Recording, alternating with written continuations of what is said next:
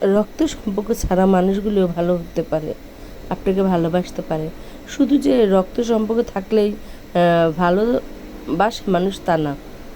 আমি দেখছি আমার জীবনে কিছু কিছু পার্সোনাল মানুষ আছে যার সাথে আমার সাথে কোনো রক্ত সম্পর্ক নেই, তো ওই মানুষগুলি আমার খোঁজ খবর বা আমাকে এত পরিমাণ ভালোবাসে, যাদের কাছে আমার কথা আমি বলতে গেলে তাদের কথাগুলি আমি বলতে গেলে মনে হয় অনেকটাই কম হয়ে যাবে।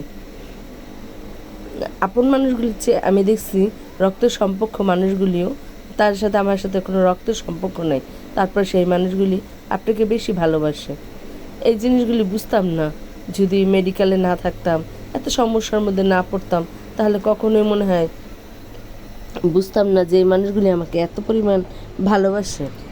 এর জন্য একটা কথা আছে, আপনের চেয়ে পর ভালো, পরের চেয়ে জঙ্গল ভালো। আপন মানুষগুলি আপনাকে কষ্ট বেশি দেবে, পর মানুষগুলি আপনাকে কখনো কষ্ট দেবে না। আর এমন কিছু মানুষ থাকে যারা আপনি মনে করেন তার সাথে আমি সময় পেলে কথা বলবো, গল্প করব, কিন্তু দেখবেন ওই মানুষগুলি আপনার জন্য অনেকটাই ভালো। সম্পর্কটা শুধু রক্তের না, সম্পর্কটা অন্য কিছুর থেকে হয়। যে রক্ত সম্পর্কে থাকলে যে সে আমার আত্মীয় হবে বা হবে তা না। শুধু রক্তের সম্পর্ক মানুষগুলি ভালো থাকে না, রক্ত সম্পর্ক মানুষগুলিও ভালো থাকে। আসসালামু আলাইকুম, সবাই কেমন আছেন? আলহামদুলিল্লাহ, আল্লাহর অশেষ রহমতে ভালো আছি। বয়স শুনতে মানে বুঝে গেছেন যে ভালো আছি না নাই। ঈদের দিন থেকে জ্বর, এই পর্যন্ত জ্বর। তারপর ছোট্ট একটা ভিডিও আপনাদের সাথে শেয়ার করলাম, সব কিছু রান্না করে নিলাম। এটা একটা দেশি মুরগি ছিল, আর ছিল ডিম ভুনা করে নিচ্ছি, আর পোলাও রান্না করে নেব। বললাম না, রক্ত সম্পর্ক ছাড়াও কিছু কিছু মানুষ অনেক আপন হয়, প্রিয় হয়। এই জিনিসগুলি আমরা অনেকেই বুঝি না। কেন বলছি জানেন? আজকে আমাদের বাসায় একটা আপু আসবে। আপু সাথে আমি অনেক আগে, মানে বোনই বলতে পারেন, এরকম মানে আপনের চেয়েও বেশি আমি মনে করে, বললাম না রক্তের সম্পর্ক নাই। তারপর সে আমার প্রতিনিয়ত আমার খোঁজ খবর নেবে, আমার কাছে আসবে, প্রতিনিয়ত ফোন দেবে, কি করতেছো, কি খাচ্ছ, কি, মানে প্রত্যেকটা সময় ফোন দিয়ে আমার খোঁজ খবর নেবে। তাই কিছু কিছু মানুষের সাথে আবার এরকম সম্পর্ক থাকলে আমাদের আবার মানে পাশের মানুষগুলির সাথে বেশি ভালো লাগে না, যে এই মানুষটার সাথে এত সম্পর্ক কেন, কেন এত মানে খোঁজ খবর নেয়। এটাও কিন্তু আবার অনেকের ভালো লাগে না।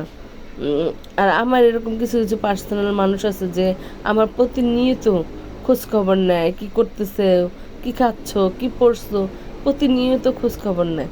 এই মানুষগুলির মনের ভিতরে মনে হয় কি আমার জন্য তাদের ভিতরে একটু হিংসা কাজ করে না, যে আমার জন্য তার হিংসা। তারা আমার মানে মন খুলে যদি ভালোবাসতে পারতো, তাহলে মনে হয় তাদের বিষয় যা আছে তা দিয়ে আমার ভালোবাসতো, এমন পরিমাণ ভালোবাসে। তাদের ভালোবাসাটার কথা বলতে গেলেও না আমার কাছে মনে হয় কি অনেকটাই ছোট।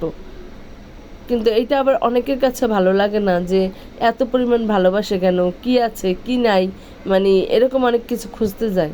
কিন্তু আসলে না, তারা না মানে বিনা স্বার্থের কারণে আমাকে ভালোবাসে। এটা অনেকে বুঝতেই পারে না যে কেন এত ভালোবাসে। আছে, দেখবেন কিছু কিছু মানুষ এমনই হয়। কিন্তু আমি অনেক কিছু বুঝে নিচ্ছি যে না, মানুষ আসলে ভালোবাসাটা আপনি একটু একটু করে অর্জন করে রাখবেন, পরবর্তীতে আপনি তার ভালোবাসা দেখে অনেকটাই হয়ে যাবেন। আমার কাছে আমার কিছু কিছু পার্সোনাল লোক আছে, যেমন 5-6 জন এরকম, মানে খুবই আমার ভালোবাসে, কিন্তু এই মানুষগুলির অন্য কেউ দেখলে মনে করে কি সে কেন এত ভালোবাসে, এত খোঁজখবর নেয়, এত গুরুত্ব দেয়, এরকমভাবে কেন রেসপেক্ট করে, মানে এই জিনিসগুলি ভাবে। আপনি ভালোবাসতে পারলে দেখবেন হয়তো তারে আমি ছোট্ট কিছু দিয়ে ভালোবাসছিলাম, এর জন্য সে ওই ছোট্টটা ভালোবাসাটা সে আমাকে বড় করে আকার দিয়ে ভালোবাসতেছে। এটা কখনো কেউ বুঝে না। এটা ঈদের 2-3 দিনের পরের ভিডিও ছিল। তারপরে আমি কোনো অসুস্থর কারণে ভিডিও করতে পারি নাই। এই ভিডিওগুলি আপনাদের সাথে শেয়ার করলাম।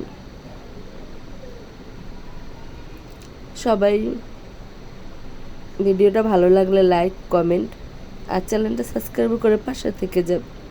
যে একটা ব্যাংক ছিল আমার মেয়ের, এটা ভেঙে ফেলছে, ভেঙে অনেকগুলি টাকা হয়েছে, বসে বসে গুনতে ছিল।